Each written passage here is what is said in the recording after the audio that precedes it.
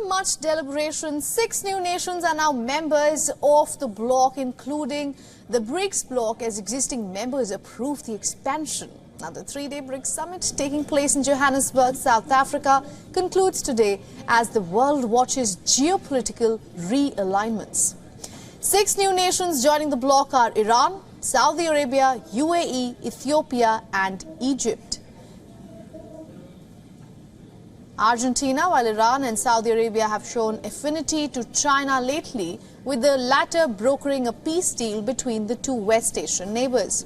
UAE has been forging strategic relations with India, and outside of West Asia, 2 African nations, of course, Ethiopia and Egypt, have made the cut. Argentina, that has been struggling with its economy lately, represents the global south from the continent of South America. The announcement was made by South Africa's President Cyril Ramaphosa, the host of 2023 Brics Summit. BRICS countries, we have reached agreement on the guiding principles, standards, criteria and procedures of the BRICS expansion process, which has been in discussion for quite a while.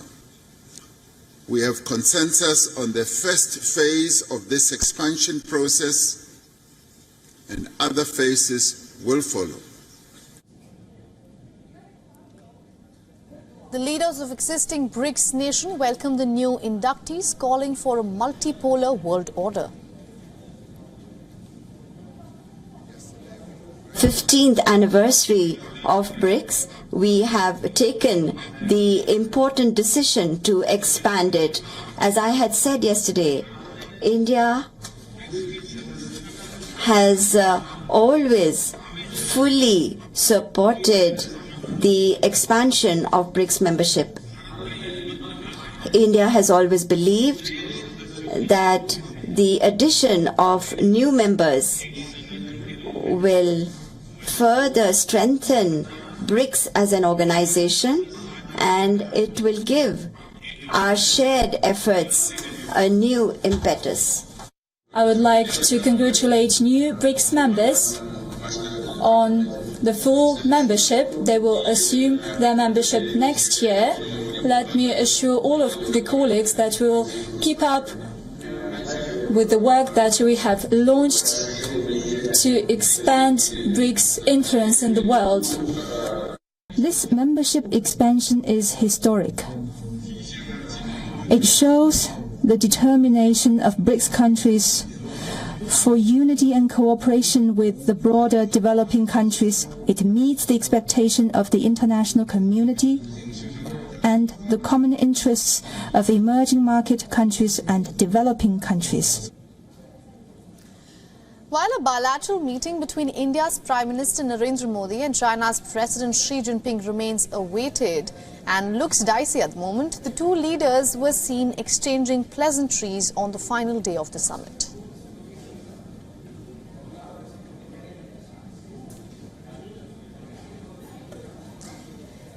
Fresh from a successful moon landing of its space mission on Wednesday, Prime Minister Narendra Modi remained under the spotlight during the morning session. The West has been keeping a very close eye on the developments in Johannesburg. Many analysts believe that the expansion of BRICS could even pose a challenge to the economic hegemony of the G7 nations, as some of the world's fastest emerging economies continue to assert themselves.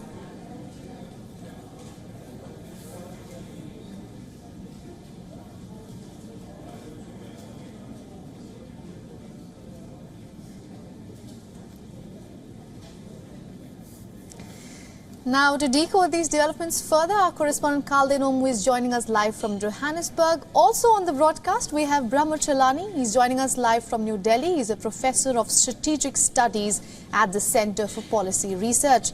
Kalden, let's begin with you. And before we delve into the fine print of this expansion move, please tell our viewers about some basics, like what is the admission criteria for any member to become a BRICS member, and what was the process like this time for these new 6 countries?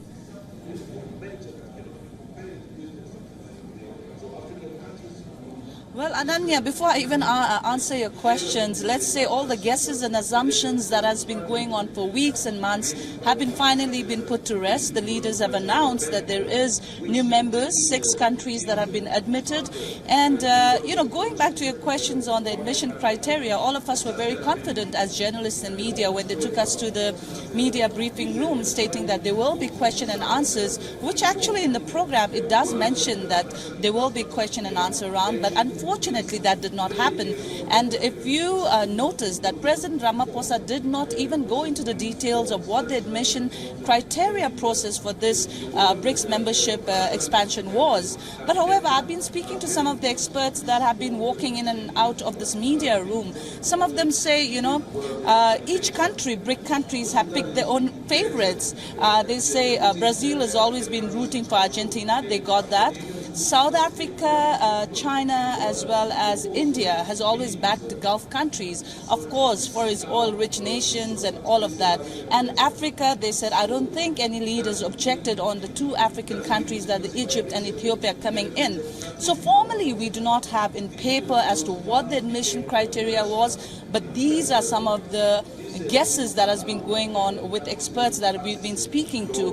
But Ananya, if you notice on the speech of President Cyril Ramaphosa, which I have on my phone, he stated that, we have consensus on the first phase of the expansion process. So it's very clear that currently for the first phase it might be 6 countries, but until the next year summit comes, they might consider more countries coming in.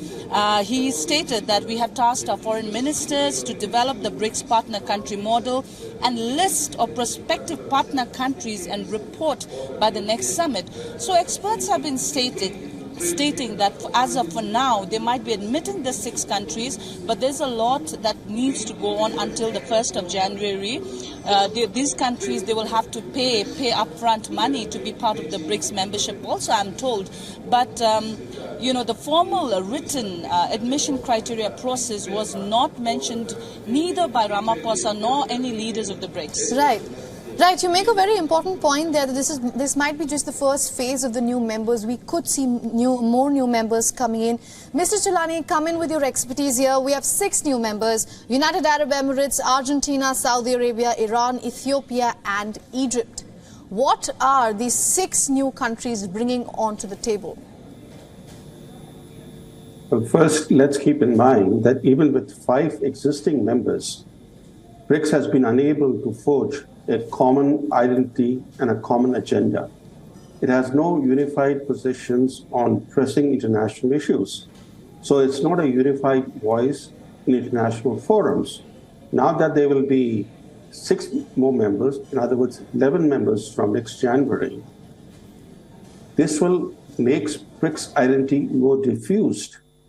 That's the reason why, apart from China, which had the backing of Russia, the other 3 existing members, India, South Africa, and Brazil, were initially ambivalent about expanding BRICS at this stage, but they came under pressure. They came under pressure to at least admit some members. But this expansion clearly bears China's stamp, just the way China insisted that if India were to join SCO, its geopolitical rival Pakistan should also be admitted. If you look at the new BRICS members, they have admitted geopolitical rivals. Egypt and Ethiopia are geopolitical rivals. Brazil and Argentina are geopolitical rivals, even though Argentina's entry was backed by Brazil. Similarly, if you look at Saudi Arabia and Iran, these are well-known geopolitical rivals. So clearly, as in fact, the Chinese president Xi Jinping called this membership expansion historic. The Chinese have much to celebrate, but the issue is, what does this bring to BRICS? How does it make it more credible as an institution, as an organization? How can BRICS become a credible alternative to Western institutions like the G7? Even the G20, which will hold its summit meeting in a few days in New Delhi, is largely dominated by the Western Bloc. Right, you do bring in an important point. When 5 countries were not able to come on the same page and bring consensus, how exactly will 11 countries now do that? But that is a challenge, of course, for the bloc, and we are yet to see how that pans out. Mr. Chilani, for a really long time, the Indian Prime Minister did not lay out his clear stance on the expansion of BRICS. In fact, India was one of the last countries to confirm that. But today, while addressing the summit, the leader said that New Delhi has always been open to a move like this because the group needs to evolve with the changing times. Maybe that answers your question? Well, India never opposed expansion. What India was suggesting for a long time was that let's develop some membership criteria. If you look at other institutions like ASEAN or the Shanghai Cooperation Organization, before you become a member, a full member, you first become an observer, then you become a dialogue partner. Then in the third phase, you become a full member. This is how India became a member of SCO. It was a dialogue partner of SCO for several years, for a number of years, in fact. But here, 6 new members are being brought on board directly without having been observers or dialogue partners. India wanted a criteria for admission.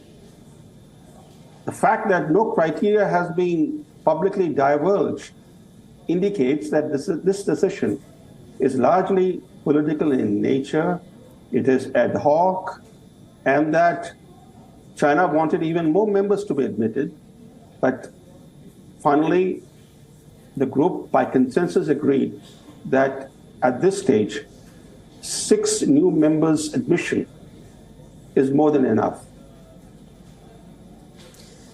All right, Mr. Chilani, thank you for getting us all those insights and breaking down this diplomacy that we are seeing playing out in Johannesburg at the moment. Thank you so much for joining us.